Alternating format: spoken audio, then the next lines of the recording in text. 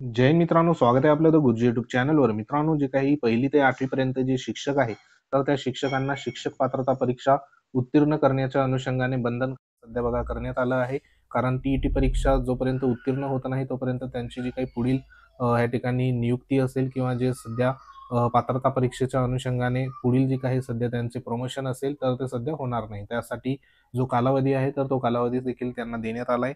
ह्याच्यामध्ये सविस्तर बघा महत्त्वाचे जे काही पत्र आहे तर ते पत्र देखील इश्यू करण्यात आले. तर इथं बघा हे लेटेस्ट पत्र आताचं आहे. सहाय्यक संचालक मागास या ठिकाणी इतर मागास बहुजन कल्याण सोलापूरचं पत्र आहे. सोलापूरचं या ठिकाणी 29/10/2025चं लेटेस्ट पत्र आहे आणि हे अत्यंत महत्त्वाचं तातडीचं पत्र सध्या इथं इश्यू करण्यात आलंय.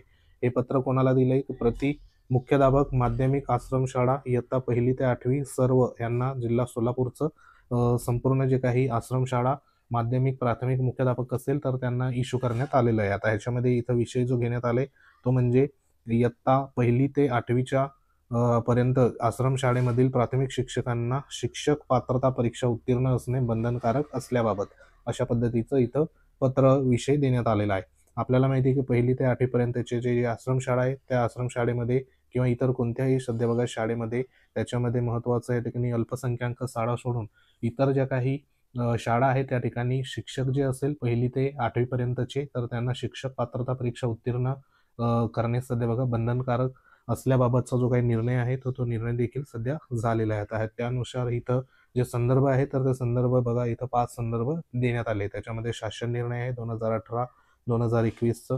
त्यानंतर संचालनालयाचं जे काही पत्र आहे 2025चं, शासन निर्णय 2025 आणि हे माननीय संचालनालयाचे जे काही पत्र आहे तर ते इथं 2025 असे इथं संदर्भ देण्यात आले. तर ह्याच्यामध्ये सविस्तर इथं बघा देण्यात आले की संदर्भ 1 आणि 2 शासन निर्णयानुसार 1ली ते 8वी पर्यंतच्या आश्रमशाळेतील प्राथमिक शिक्षकांना शिक्षक पात्रता उत्तीर्ण असणे अनिवार्य करण्यात आले असून विहित कालावधीत शिक्षक पात्रता परीक्षा उत्तीर्ण न झालेल्या शिक्षकांवर कार्यवाहीबाबत निर्देश या ठिकाणी देण्यात आले.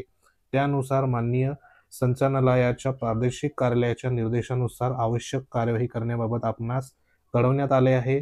तसा अहवाल वरिष्ठ कार्यालयास सादर करण्यात आलेला आहे. अशा पद्धतीने इथं म्हटलेलं आहे. तसंच बघा पुढे काय म्हटलं आहे की माननीय संचालनालयाचे जे काही पत्र आहे तर ते कार्यालयास प्राप्त झाले आहे. त्यामध्ये प्रस्तुत विषयांकित प्रकरणी संदर्भ क्रमांक 4च्या शासन पत्रकान्वये खालीलपैकी कळवण्यात आले की माननीय सर्वोच्च न्यायालयाने सिव्हिल अप्लिकेशन जे आहे इथं नंबर देण्यात आले 1/9/2025 रोजी दिलेल्या न्याय निर्णयामध्ये प्रामुख्याने खालील बाबी बघा या ठिकाणी नमूद करण्यात आले. त्याच्यामध्ये पहिली जी बाब आहे ती म्हणजे बालकांचा मोफत व सक्तीचा शिक्षणाचा हक्क अधिनियम 2009 मधील तरतुदीनुसार सर्वच शिक्षकांना शैक्षणिक व व्यावसायिक आणि शिक्षक पात्रता परीक्षा उत्तीर्ण होणे अनिवार्य करण्यात आलेलं आहे. तसंच दुसरं जे स्टेटमेंट आहे जे सेवेत असलेले शिक्षक RTI कायदा लागू होण्यापूर्वी भरती झाले आहेत आणि ज्यांना निवृत्तीपर्यंत 5 वर्षापेक्षा जास्त सेवा उरली आहे त्यासाठी 2 वर्षाचा आत शिक्षक पात्रता म्हणजे टी-ई-टी परीक्षा उत्तीर्ण करणे बंधनकारक राहील. विहित मुदतीत शिक्षक पात्रता परीक्षा उत्तीर्ण न केल्यास त्यांच्या सेवा तात्काळ संपुष्टात येतील. अशा कर्मचाऱ्यांना सक्तीचे निवृत्त या ठिकाणी बघा केलं जाईल आणि जेवढे हक्काचे निवृत्ती पश्चात लाभ आहेत ते दिले जातील. मात्र निवृत्ती लाभ मिळवण्यासाठी शिक्षकांनी नियमानुसार आवश्यक सेवाकाल पूर्ण केलेला असणे आवश्यक आहे. अशा पद्धतीचं देखील इथं एक स्टेटमेंट सध्या देण्यात आलंय. म्हणजे जे काही शिक्षक आहेत त्यांना 2 वर्षाचा कालावधी इथं देण्यात आला आहे शिक्षक पात्रता परीक्षा उत्तीर्ण होण्याच्या अनुषंगाने. त्यानंतर तिसरं जे स्टेटमेंट काय आहे की ज्या शिक्षकांची सेवा 5 वर्षापेक्षा कमी शिल्लक आहे असे शिक्षक पात्रता परीक्षा या ठिकाणी उत्तीर्ण न करताही निवृत्त वयापर्यंत सेवेत राहू शकतील. मात्र अशा कोणत्याही शिक्षकाने ज्याची सेवा 5 वर्षापेक्षा कमी शिल्लक आहे पदोन्नतीसाठी जर प्रयत्न केल्यास अशा शिक्षकाला टी-ई-टी उत्तीर्ण करणे या ठिकाणी बघा बंधनकारक राहणार आहे. तर हा एक महत्त्वाचा मुद्दा होता. त्यानंतर एक महत्त्वाचा इथं 4 नंबरचा मुद्दा आहे की जी अल्पसंख्याक शाळा आहे त्याच्यामध्ये RTI कायदा लागू नाही. त्यामुळे अल्पसंख्याक शाळांना शिक्षकांना जे काही टी-ई-टी उत्तीर्ण बंधनकारक सध्या बघा त्यांना नसणार आहे. म्हणजे जे अल्पसंख्याक शाळेतील शिक्षक आहे तर त्यांना RTI कायदा लागू नाही. त्यामुळे अल्पसंख्याक शाळांमधील शिक्षकांना टी-ई-टी उत्तीर्ण करणे बंधनकारक या ठिकाणी नसणार आहे. आणि तसं या ठिकाणी जे काही संबंधित निकालामध्ये अधीन राहून इथं स्टेटमेंट देण्यात आलंय. तसंच महत्त्वाचं इथं माननीय सर्वोच्च न्यायालयाची सिव्हिल ॲप्लिकेशन आहे 1/9/2025चं. त्याच्यामध्ये दिलेला जो काही न्याय निर्णयास अनुसरून तसेच संदर्भ क्रमांक 4 अन्वये निर्देशाप्रमाणे प्रस्तुत प्रकरणी कार्यवाही या ठिकाणी बघा करण्यात यावी अशा पद्धतीची सूचना इथं देण्यात आली. आता याच्यामध्ये जे काही शिक्षक आहे तर त्या शिक्षकांना 2 वर्षामध्ये TET उत्तीर्ण होणे बघा या ठिकाणी आवश्यक असणार आहे.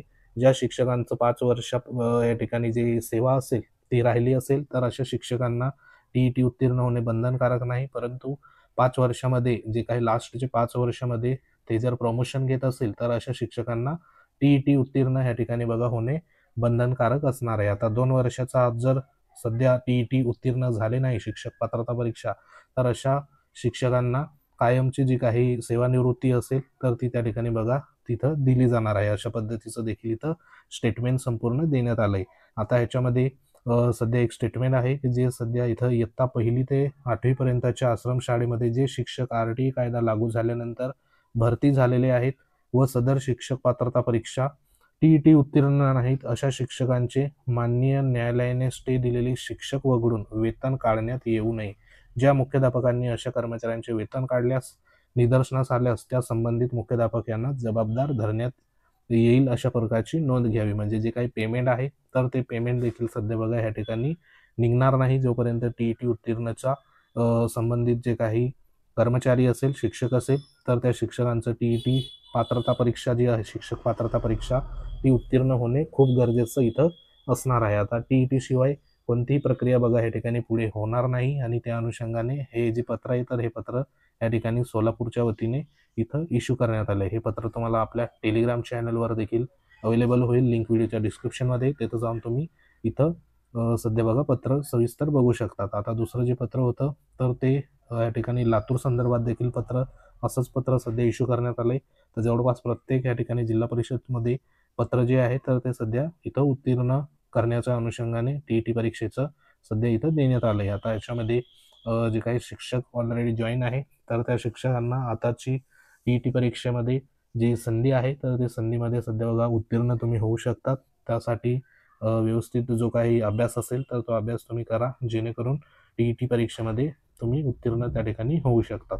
तर सध्या हे एक महत्त्वाचे जे काही पत्र आहे तर ते पत्र सध्या बघा इथं इश्यू होत आहे. आता याच्यामध्ये जोपर्यंत पुढील कार्यवाही होत नाही तोपर्यंत संपूर्ण वेतन असेल तर ते वेतन देखील सध्या बघा या ठिकाणी त्या ठिकाणी थांबवून ठेवलेलं आहे. आता ह्याच्यावरती पुढील जो काही निर्देश असेल तर ते निर्देश पुन्हा त्या ठिकाणी येतील.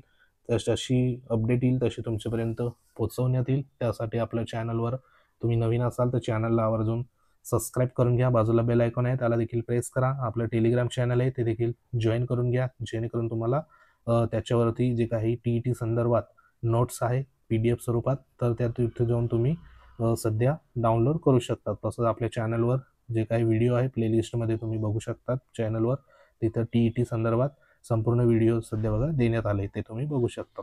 तर सध्या एक महत्त्वाचं जे काही 1ली ते 8वी पर्यंतच्या आश्रमशाळेतील प्राथमिक शिक्षकांसाठी TET परीक्षा उत्तीर्ण होणे बंधनकारक करण्याच्या अनुषंगाने हा महत्त्वाचं जे पत्र आहे तर ते पत्र इथं इश्यू करण्यात आलेलं आहे. तर माहिती आवडली असेल लाईक करा, शेअर करा. तुम्ही जर आपल्या चॅनलवर नवीन असाल तर चॅनलला आवर्जून सबस्क्राईब करून घ्या. बाजूला बेल आयकॉन आहे त्याला देखील प्रेस करा. काही कमेंट असतील तर कमेंट करू शकतात. तर भेटू आपण पुढच्या महत्त्वाच्या अपडेटमध्ये. तोपर्यंत जय हिंद, वंदे मातरम.